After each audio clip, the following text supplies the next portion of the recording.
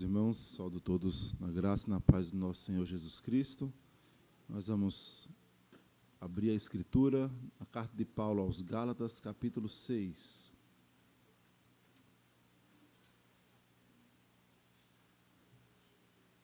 Gálatas, capítulo 6.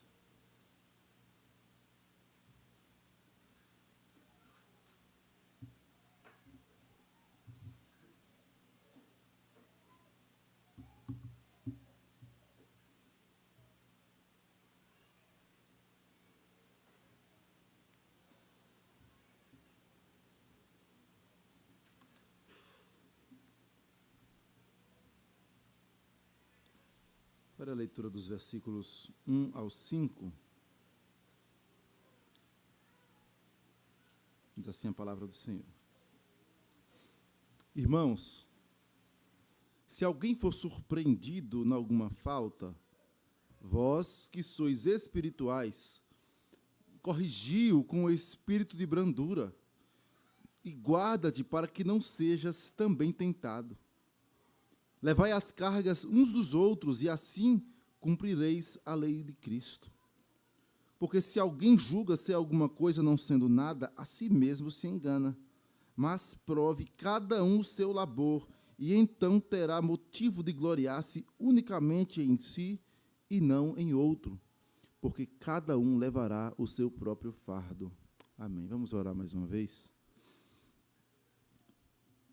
Santo e eterno Deus, estamos mais uma vez diante da Tua palavra. Nós pedimos ao Senhor a graça de entendermos e de praticarmos aquilo que o Senhor tem a nos ensinar. Mas certamente dependemos do Senhor.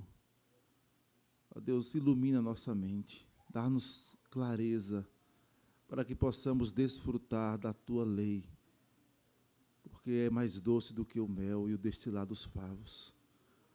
Ó Deus, queremos ser admoestados pelo Senhor. Queremos ser direcionados para o alvo que é o nosso Senhor Jesus Cristo, de modo que o nosso caráter seja moldado dia após dia à imagem daquele em quem fomos salvos e restaurados, nosso Senhor Jesus. Tem misericórdia de nós, Senhor. Faz isto conosco. E não permitas, Pai, que o nosso coração se endureça diante da Tua palavra. Nós não queremos ser meramente ouvintes da Tua palavra, mas operosos praticantes, para a honra e glória do Teu nome. É o que pedimos em nome de Jesus. Amém, Senhor. Fofoca rende ótima audiência para as emissoras de TV. Esse foi um título de um artigo já há alguns anos, em um dos grandes portais de notícia. Fofoca rende ótima audiência para os canais de TV. Sabe o que é interessante? Neste artigo dizia o seguinte, que rende tanta audiência, as pessoas gostam tanto de fofoca, que programas que não são de fofoca perceberam, é melhor colocar uma fofoca no nosso programa. Não é à toa que você percebe que os programas esportivos hoje são permeados com as fofocas dos jogadores. Programas de culinária, da mesma forma. E, assim, as grandes áreas da mídia são permeadas por notícia alheia, de pecados alheios, de erros alheios. Ok, o mundo caído é isso que a gente espera. É natural perceber que aquele que não conhece a Cristo, que não entende a verdade do Evangelho, proceda desse modo e viva a se alimentar e a ter como objeto de entretenimento o pecado do outro. Mas é estranho quando isso acontece na Igreja de Cristo. E talvez você pense, é porque o nosso tempo é assim, o nosso tempo é terrível. Meus irmãos, no tempo do apóstolo Paulo não era diferente, tanto é que o apóstolo Paulo enfatiza tanto a questão de ter irmãos brigando, e aí ele usa o termo, nós lemos na nossa liturgia, no texto de confissão, e devorando, mordendo e devorando uns aos outros. Capítulo 4 da carta de Paulo aos Efésios, Paulo vai falar e trazer um trecho muito grande na sua carta para pecados da língua. Por quê? Porque nós somos ávidos a usar a língua para ofender aquele que nos cerca, mesmo que seja aquele a quem amamos. Nosso velho homem é alimentado pelo pecado alheio tantas vezes. E não é bom que seja assim, e Deus não quer que sejamos assim. Nós sabemos que não devemos ser assim, mas por vezes agimos assim.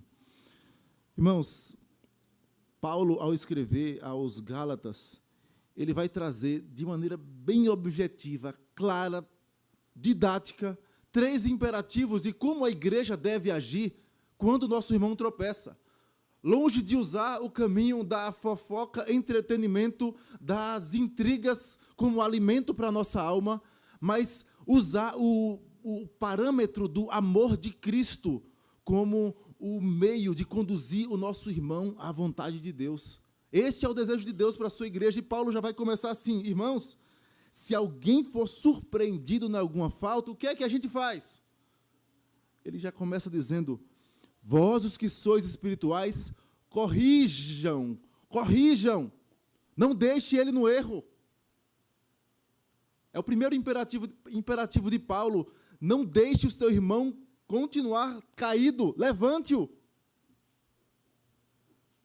Nós temos um tanto daquele politicamente correto: olha, eu não vou fazer isso porque, sabe, eu vou perder a amizade dele, isso vai ser indelicado, se eu me meter assim, vou parecer que eu sou um intruso. Observe que, de fato, há necessidade de sabedoria na correção, mas o ponto é, nós não podemos fingir que não temos nenhuma relação com o nosso próximo. Aliás, foi assim que Caim julgou diante da pergunta de Deus: onde está o teu irmão?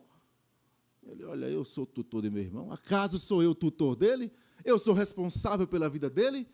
Ele que dê conta da vida dele. E às vezes nós agimos assim, e o imperativo de Paulo é: corrija o seu irmão. Corrija. O texto não traz, irmãos, licença para pecar. Ele não está dizendo: olha, então ele pode pecar porque sempre vai ter alguém que corrija, sempre vai dar um jeitinho. Não é uma licença para pecar. Aliás, no capítulo 5, no versículo 2, ele fala, versículo 1, para a liberdade foi que Cristo nos libertou. Permanecei, pois, firmes, e não vos submetais de novo a jugo de escravidão. Eu, Paulo, vos digo que, se vos deixar de circuncidar, de nada vos aproveitará. Veja que Paulo, o que Paulo faz nessa carta é o que ele traz como imperativo para a igreja. Ele dá à igreja a ordem de corrigir os irmãos, e ele mesmo está fazendo isso. E os Gálatas estavam sendo tentados a se apegar à lei, a voltar ao judaísmo, e Paulo os corrige nisso. E Paulo diz: olha, se vocês que são espirituais, e vamos ver o que é isso já já, veem o seu irmão tropeçando, façam a mesma coisa, corrijam. Não é dever somente apostólico a correção, não é dever somente dos presbíteros, dos pastores, dos líderes a correção. É óbvio que algumas demandas devem, de fato, subir à liderança, e é ordem da Escritura. Mateus 18 fala sobre isso. Mas, se você se recordar, o primeiro passo de Mateus 18 é você mesmo ir até o teu irmão. E quando você observa, ele vai dizer: olha, isso aqui não é uma licença para pecar. Por quê? Porque o texto vai dizer: irmão, se algum de vós for surpreendido em alguma falta. Pare para pensar o que é isso. É que a falta, ela não é algo corriqueiro na vida do crente. Não é um modo de vida. O pecado não mais domina aquele que foi libertado pelo pecado. O pecado passa a ser tropeço, surpresa. E aqui no texto grego a ideia é na voz passiva e algo meio que de repente. É como que você está e não vê o buraco no passeio e pisa de mau jeito, e você não se entrega àquele buraco e se joga no chão. Ai, que maravilha, eu caí, tropecei. Não, você tenta ficar de pé, porque o pecado ele é surpresa na vida do crente. A ideia de Paulo é: se alguém de vós for surpreendido de repente, em alguma falta. Ou seja, vocês não têm desculpa para viver no pecado. Ora, como poderemos viver no pecado nós, os que para ele morremos? Paulo fala aos romanos, a graça é abundante, eu posso viver pecando. Não é licença para pecar. Dito isso, ele vai dizer, corrijam. Ainda sobre aquele que está tropeçando, o que Paulo vai trazer no contexto é totalmente o contrário de uma vida de pecados.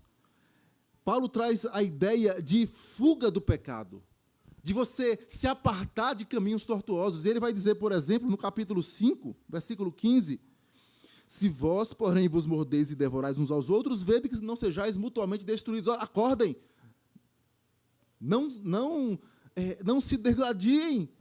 E a palavrinha aí para uns aos outros, você vai ver, ela é muito comum nos escritos de Paulo. Quando Paulo traz esta palavra na língua grega, a ideia deles, na maioria dos seus usos, é mostrar que nós temos uma ligação com o nosso próximo, que não é uma mera ligação de marido e mulher, que é uma das mais fortes ligações que nós temos, sim. Não é uma ligação de pai e filho ou de amigos, mas é ligação no sangue de Cristo. Nós fomos comprados e feitos um em Cristo. E é totalmente incoerente nós que somos um, fazer com que uns aos outros se devorem. Paulo vai falar ainda dos versículos 19 ao 21, dentro do contexto, as obras da carne são conhecidas, nós sabemos, fuja delas. E ainda ele diz, a respeito das quais, versículo 21, parte final, a respeito das quais eu vos declaro, como já outrora vos preveni, que não herdarão o reino de Deus os que tais coisas praticam.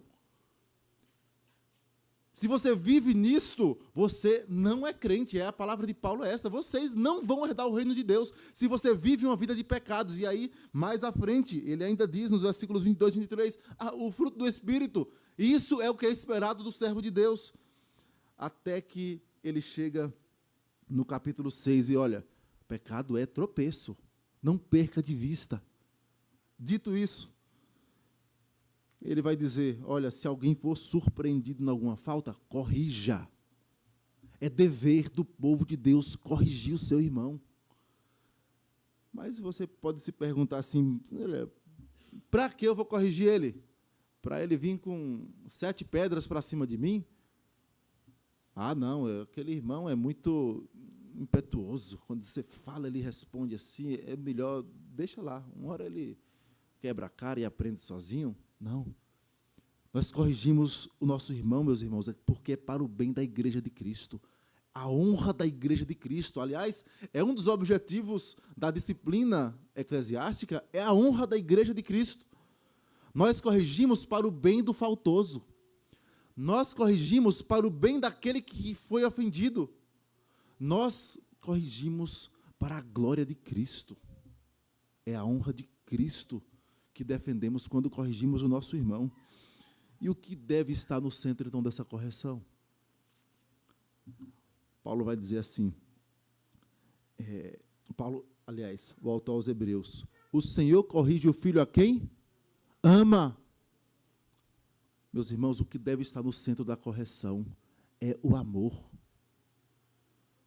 A própria correção é ato de amor. Geralmente, quando somos corrigidos, o autor aos Hebreus vai detalhar este aspecto e dizer assim, olha, a correção quando vem, ela parece ser ruim, ela dói. A criança, quando é corrigida pelo pai, geralmente, no momento, ela fica irada, ela não gosta. Mas a correção é um ato de quem ama, de quem se interessa pela vida. Deixa eu dizer um detalhe para vocês, não sei se vocês já ouviram. Certa vez eu ouvi uma palavra de um pastor da Guiné-Bissau. E, na época, ele era presidente do Supremo Concílio da Guiné-Bissau, ele veio ao Brasil, e, falando às igrejas, e ele falou assim, olha, sabe o que eu achei aqui no Brasil, nas igrejas que eu passei? É que as crianças, elas não se comportam no culto. As crianças são muito inquietas. Lá no meu país, elas ficam assim sentadas, tudo nos primeiros bancos, tudo quietinha. Uma não conversa com a outra. E você pensa assim, rapaz, isso é um milagre, o que é isso? Não é possível. Eles é porque lá na cultura, na nossa cultura, dizendo ele, se você vir o filho do seu amigo, do seu irmão, fazendo algo de errado e você não corrige, é porque você não ama. Os pais ficam com raiva de você. Você não corrigiu meu filho? Você não ama meu filho? Você quer que o meu filho se perca, que ele cresça e não tenha bons costumes? Então, todas as pessoas têm autoridade para corrigir os filhos. Então, as crianças sabem ali, ó, então, o pai não está aqui, mas tem alguém aqui do lado que pode puxar minha orelha.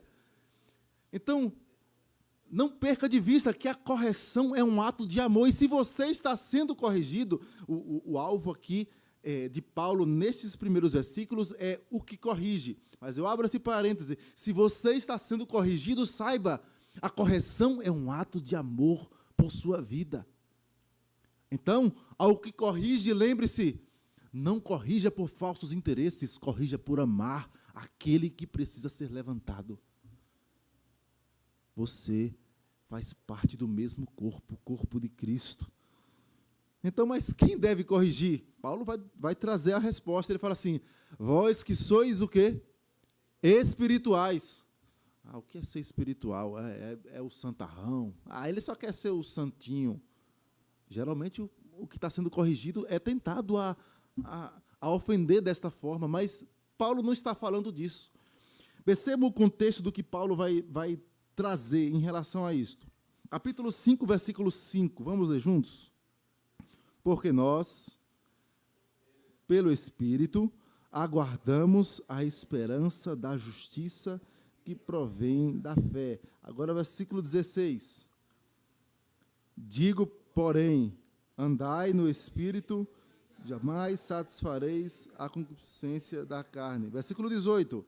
Mas, se sois guiados pelo Espírito, não estais sobre a lei. Versículo 22. Mas o fruto do Espírito. Até aqui. Agora, versículo 25. Se vivemos no Espírito, andemos também no Espírito. Observe a ênfase que Paulo vai dando. Vocês vivem o tempo todo guiados pelo Espírito Santo. O Espírito de Deus permeia tudo o que nós fazemos, porque ele habita em nós. E aí ele chega agora e diz, vós os que sois o quê? Espirituais. Ele não está falando, é óbvio que isso aqui não é uma ironia, mas olhando para o contexto, está dizendo, vocês vivem aos pés do Senhor, vocês são guiados pelo Espírito Santo, então vocês têm autoridade para corrigir o seu irmão. Todos os crentes, se você está em plena comunhão com Deus, aos pés do Senhor, você é instado pela palavra do Senhor a corrigir o seu irmão. Mas como corrigir? É tão difícil corrigir. É difícil mesmo. A correção é algo difícil. Os pais que estão aqui, bem que o digam, o quanto é difícil conduzir os filhos nos caminhos do Senhor. Dá a medida certa da correção. Seja da repreensão, seja da palmada, do castigo, da direção que você vai... É muito difícil, de fato. Ainda mais corrigir alguém já com mente formada, alguém que, por vezes, ocupa uma função dentro do reino maior do que a nossa. E agora, como fazemos? Não, eu não vou... Não, porque ele é... Não é disso que o apóstolo Paulo diz. Mas ele fala assim, olha, você tem pelo menos 2 modos como executar esta correção. Ele diz, corrigiu com o espírito de brandura. E o que é brandura? Aí aqui eu vou evocar um pouco a nossa escola dominical. Nós falamos que, falando sobre a Escritura, as traduções podem conter detalhes que a gente perde a beleza ou profundidade do que está sendo escrito. Porque brandura aí é a mesma palavra no texto grego para o que está escrito a primeira palavra do versículo 23 do capítulo anterior. Qual é a palavra aí? Mansidão. O que Paulo está dizendo é exatamente isso. Corrigiu com espírito de mansidão. A ideia é, você vive no espírito, andai no espírito. Não satisfaçam os desejos da carne. E ao corrigir o irmão, da mesma forma, com mansidão. Às vezes, na hora da raiva, a gente excede a mão, excede a língua, mas o que a palavra nos ensina é mansidão. Espírito de mansidão ao corrigir. Isso não é um ponto somente na Escritura. Lembre-se, por exemplo, de quando Pedro fala de responder a todos os que vos pedirem a razão da esperança que há em vós, mas fazendo isso com temor, com mansidão, com cuidado. Não é por força, nem por violência, mas é preciso haver uma dosagem. É óbvio que existem momentos em que cabe a rigidez. De fato, há impenitentes. Mas o primeiro trato que a Escritura mostra é: a mansidão deve permear sua mente sempre que você precisar corrigir o seu irmão. Mansidão. Sabe o que é isso? Parte do fruto do Espírito. Os irmãos certamente já ouviram que é um fruto do Espírito, com várias características. E Paulo vai dizer, está vendo essa característica? Mansidão? Ela é bem utilizada quando você corrige o seu irmão. E isso não é uma opção que você tem. É uma ordem, é um imperativo de Deus para a sua igreja. Corrija o seu irmão com espírito de brandura. Depois Paulo vai dizer, e guarda-te para que não sejas também tentado. Apesar de parecer ser um novo tópico, também no texto grego a ideia é do modo como esse imperativo ele deve ser executado. Ele fala com espírito de brandura e talvez uma tradução que dê para expressar o que nós estamos mencionando é e guardando-te para que não sejas também tentado. Sabe o que isso nos lembra? Isso nos lembra o que Cristo fala. Tira a trave do teu olho, para que você enxergue melhor, e aí você faz o quê? Vai lá e corrige o seu irmão. As pessoas geralmente usam esse texto pela metade, né? Pega essa metade e fala assim, olha, tira a trave do seu olho para falar de mim. Não, mas o texto manda tirar a trave para poder enxergar melhor, e aí você vai lá e corrige. A ideia é a mesma de Paulo. A ideia é, faça isso guardando para que você não seja também tentado a cair nos mesmos pecados que aquele irmão caiu. E aí veja, como é incoerente você corrigir alguém, sendo que a sua vida está na mesma área problemática. Você está em pecado diante de Deus, naquele pecado que aquele irmão está cometendo, e você vai lá e repreende ele. Isso, na verdade, com todo cuidado, beira o legalismo, aliás, o farisaísmo, que eles faziam, mas não viviam.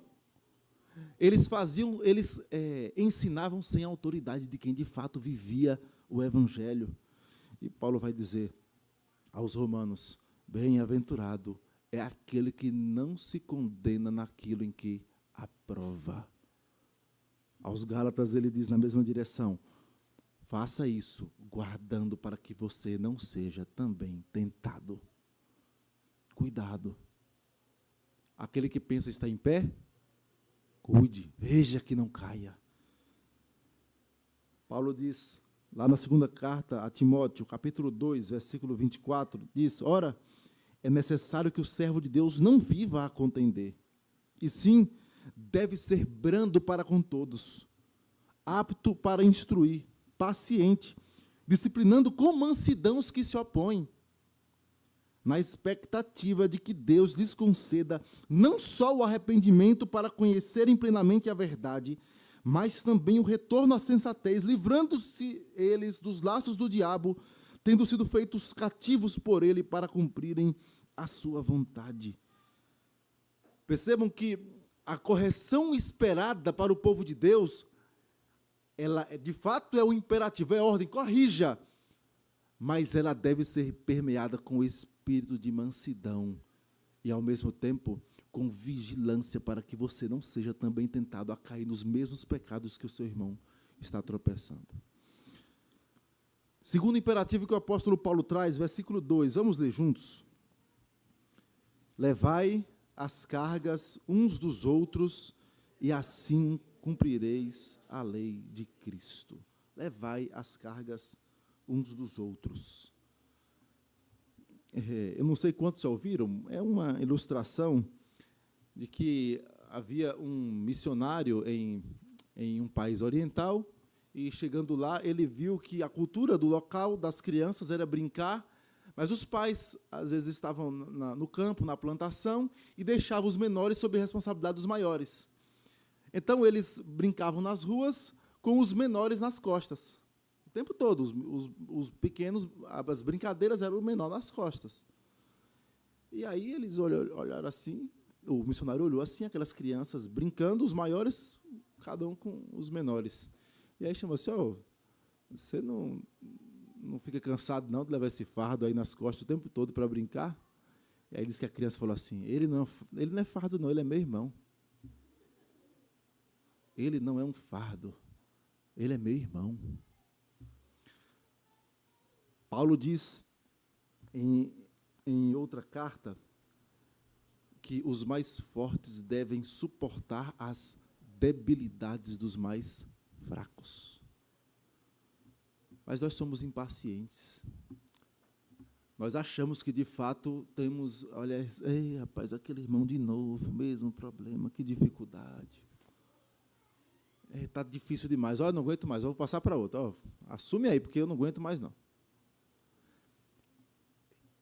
Irmãos, se nós entendemos que ele foi comprado pelo sangue de Cristo, se nós entendemos que nós fomos comprados pelo sangue de Cristo e que passaremos a eternidade juntos, porque quando é o nosso cônjuge, nosso filho, um parente nosso, alguém chegado, a gente é pronto para ajudar. Mas alguém que é de fato nosso irmão e que necessariamente passará a eternidade conosco, nós tantas vezes encolhemos a mão. Aliás, João fala sobre isso, e falando sobre o amor na sua carta, que aquele que possui recursos deste mundo e viu o seu irmão padecer necessidade e fechar-lhe o coração, como pode permanecer nele o amor de Deus? Como pode permanecer o amor de Deus? Se você tem recursos para ajudar o seu irmão, para levar as cargas do seu irmão, ajudá-lo a levantar, ser suporte, e fechamos o coração, tem algo de errado na nossa fé e no nosso amor ensinado. E é interessante que nós somos bem ligeiros para jogar na cara a falta de sabedoria do irmão, não é? Mas tu também, de novo, rapaz, não sei o que eu faço com você. Mas Deus não faz isso conosco. Lembre da carta de Tiago, no capítulo 1, quando diz assim, olha, irmãos, tende por motivo de toda alegria o passardes por várias provações, sabendo que a provação da vossa fé, uma vez confirmada, produz perseverança. Ok. Passar as provações, enfrentá-las com alegria, com contentamento, com gratidão, sem murmuração. Que difícil! E aí Tiago vai dizer, olha, você precisa de sabedoria para isso, porque de fato é difícil. Mas o que é que você faz? Peça a Deus, que a todos dá liberalmente. Aí vem o trecho que eu quero destacar. E nada lhes impropera. O que é isso? Deus não fala, você também não é um sábio, né? Deus não joga na nossa cara a nossa falta de sabedoria. Deus não faz isso conosco. Quando nós suplicamos, Senhor, eu caí mais uma vez, dá-me sabedoria para resistir ao pecado, dá-me sabedoria para tomar essa decisão. Deus não joga em nossa cara a nossa falta de sabedoria. Mas nós, que deveríamos refletir a imagem de Cristo restaurada em nós, jogamos na cara do nosso irmão a falta de sabedoria dele. Não no sentido de dizer, meu irmão, você está faltando sabedoria nisso, olha, eu preciso te ensinar isso aqui. Olha, não no sentido de ajudar, mas de criticar simplesmente, de colocá-lo de lado, de afastar o problema. Olha, eu quero me livrar desse problema. Mas não é o que a palavra de Deus nos ensina. Deus não joga em nossa cara, mas nós tantas vezes fazemos isso. E o que é que a Escritura diz? Levem as cargas uns dos outros, é ordem de Deus. Ajude o seu irmão.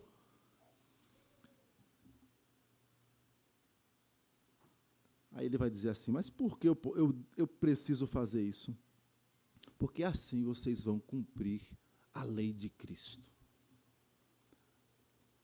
Qual é a lei de Cristo? Do que Paulo está falando? Capítulo 5, versículo 13. Porque vós, irmãos, fostes chamados à liberdade, porém não useis da liberdade para dar ocasião à carne, sede antes servos uns dos outros pelo amor. E aí ele continua falando do amor, porque toda lei se cumpre num só preceito, a saber, amarás o teu próximo como a ti mesmo. A lei do amor, a lei de Cristo é a lei do amor. E que lei do amor é essa? É a expressão dos mandamentos de Deus para com o nosso próximo. E nós já vimos isso. Quinto mandamento, amor aos pais. Sexto mandamento, amor ao próximo em relação a não furtar aquilo que é dele. Sétimo mandamento, não adulterarás, não defraude o seu irmão. Honre a santidade e pureza sua e do seu irmão. Isso, expressão de amor. E aí você vai e vários mandamentos, todos falam sobre amor a Deus e ao nosso irmão, refletindo o amor que temos para com Deus e que recebemos da parte de Deus. Essa é a lei de Cristo. Cumprir a lei de Cristo não é ir para a igreja todo domingo. Cumprir a lei de Cristo não é simplesmente ler a Bíblia todos os dias. Tudo isso é muito bom e deve ser feito, de fato. Mas a lei de Cristo fala do seu relacionamento íntimo com o Senhor Jesus Cristo. O seu apreço que você tem por Cristo e como isto é refletido na sua honra a Deus e no seu amor ao próximo. E um dos aspectos no amor ao próximo é leve a carga do irmão mais fraco. E fraco aqui é aquele que é mais debilitado na fé, novo na fé, que está em um momento de fragilidade espiritual. Vós que sois espirituais, corrijam e também levem as cargas uns dos outros, cumprindo a lei de Cristo. Mas o texto ainda vai nos colocar, versículo 3, porque se alguém julga ser alguma coisa, não sendo nada, a si mesmo se engana. Mas, terceiro imperativo, prove. Prove cada um seu labor, e então terá motivo de gloriar-se unicamente em si e não em outro, porque cada um levará o seu próprio fardo. Nós entendemos que o que está regendo o versículo 3 é o imperativo do versículo 4, porque esse mas aí do versículo 4, ele tem uma conjunção que liga diretamente ao que vem antes. Então, a ideia, prove cada um o seu labor, então terá motivo de gloriar-se unicamente em si e não em outro, porque cada um levará o seu próprio fardo, e também porque se alguém julga ser alguma coisa, ele começa com um ênfase, se alguém julga ser alguma coisa, mas sendo regido pelo versículo 4. Dito isso, o texto começa dizendo, levai a carga uns dos outros, versículo 2, e versículo 5, cada um levará a sua própria carga, seu próprio fardo. Aí você fala, eu não entendi. É para eu levar o fardo do outro, ou é para o outro cada um levar o seu? Paulo está falando de duas coisas distintas aqui, nestes dois trechos. Em um trecho, no versículo 2, que acabamos de dizer, está mostrando o dever que nós temos de ajudar o nosso irmão que peca contra o Senhor. No versículos 3 a 5, e especificamente no versículo 5, ele vai mostrar que existe responsabilidade. Cada um tem a sua responsabilidade. A questão é que nem aquele que está sendo corrigido, nem o que corrige, pode jogar para o outro a responsabilidade. Mas cada um precisa tomar a sua responsabilidade. Mas observe o que ele vai dizer. Prove cada um o seu labor. Do que Paulo está falando? É uma expressão similar ao que nós temos na instituição da ceia, quando ele diz, examine-se cada um a si mesmo. Na circunstância de corrigir o seu irmão, olhe para a sua vida. Perceba que há aqui uma ênfase, porque ele já disse, guardando para que não seja também tentado. Corrija fazendo isso, guardando. E depois ele vem com o imperativo, olhe para a sua própria vida. Ponha-se à prova. Perceba como você está diante de Deus. E aí ele diz, por que eu devo examinar minha vida? Aí eu repito, porque cada um vai levar o seu próprio fardo. Você vai dar contas a Deus dos seus atos, até da sua omissão em corrigir e em levar o fardo do seu irmão.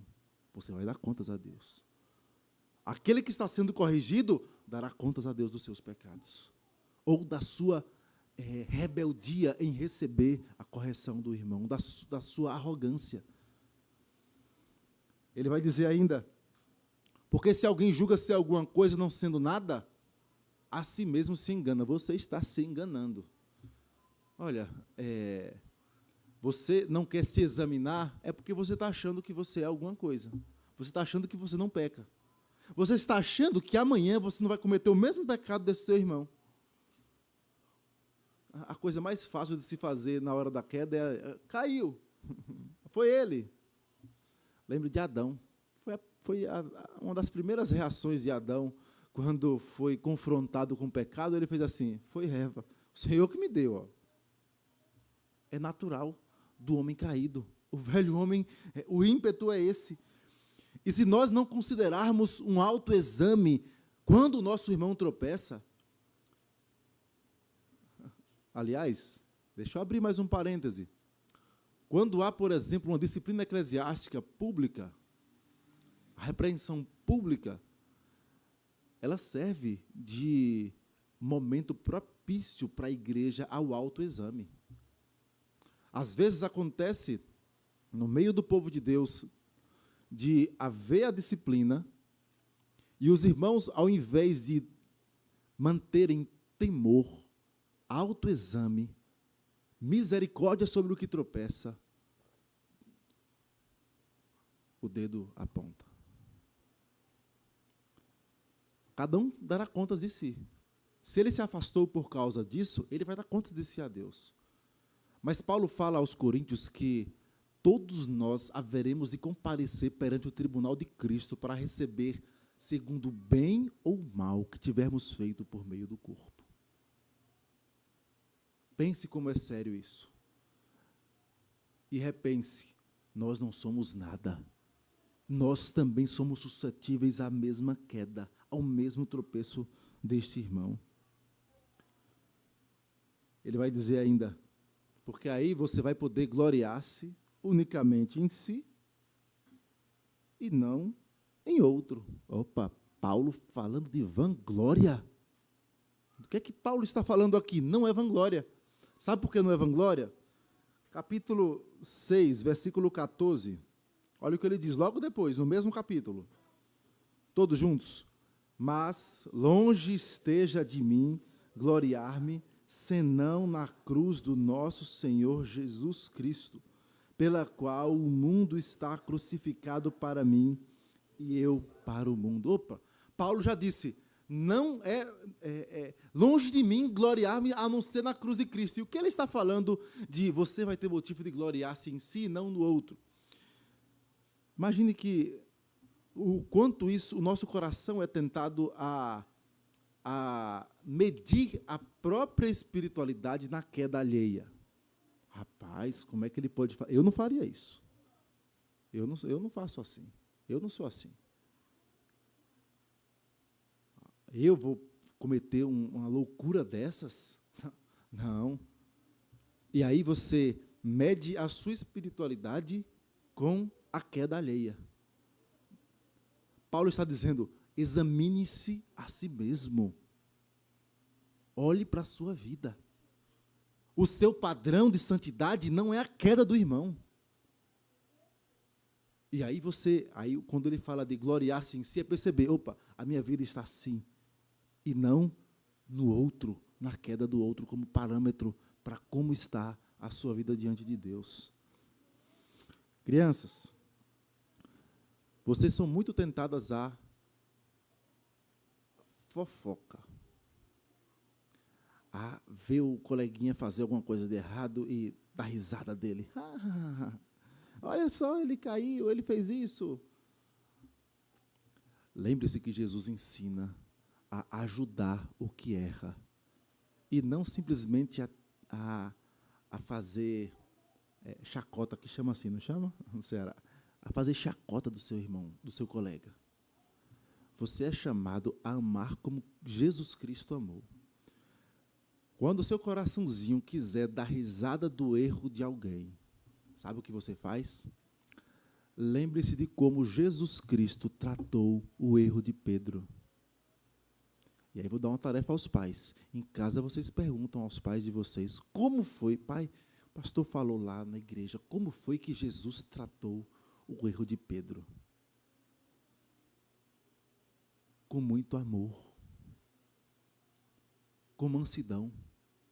Ao mesmo tempo, com uma flecha no coração de Pedro, mostrando o seu erro e a necessidade que Pedro tinha de se aproximar do Senhor Jesus Cristo. Meus irmãos, nós, como igreja do Senhor, nós somos chamados a viver a vida de Cristo. Jesus Cristo não se isentou de corrigir. Jesus Cristo não foi um líder passivo aos erros dos seus discípulos. Tantas vezes Cristo repreendeu. Algumas vezes de maneira dura, mas perceba que a mansidão sempre permeava a sua forma de corrigir. Perceba como Cristo corrige a mulher adúltera, como Cristo corrigiu Pedro. Perceba, meus irmãos, que há verdadeiro amor na correção de Cristo. Até do jovem rico. O texto diz que, fitando-o, amou. Olhe, meus irmãos, como Cristo levou a sua carga, a minha carga. Está tão difícil a carga desse irmão. Lembre-se dos seus pecados todos sendo carregados pela cruz de Cristo. E peça ao Senhor um ânimo a mais para levar as cargas daquele irmão que tropeça e precisa tanto da sua ajuda. Às vezes o que ele precisa, sabe do que é? É de um discipulado. Toda semana, ou uma vez a cada 15 dias, você na casa dele ajudando a aprender a Escritura e a entender as verdades do Evangelho. Mas é difícil fazer isso. Nós não temos tempo. Nós geralmente encontramos tempo quando é para alguém que de fato nos interesse. Mas perceba, se aquele por quem Cristo deu a sua vida não nos interessa de levar a carga, tem algo de errado no nosso cristianismo. E por fim, lembre-se, o seu autoexame não é baseado no tropeço do seu irmão, mas na santidade do nosso Senhor Jesus Cristo. Nosso olhar deve ser fito nele. A nossa correção tem Cristo como nosso alvo. Nosso irmão precisa crescer e ser lapidado à imagem de Cristo, para que ele não viva agitado de um lado para o outro, tropeçando, longe dos caminhos do Senhor, mas para que nós, como igreja, sejamos usados por Cristo para corrigir os nossos irmãos. Esta é a unidade que Deus quer para a sua igreja. Amor no trato da correção para o irmão que tropeça. Que Deus tenha misericórdia de nós e nos abençoe.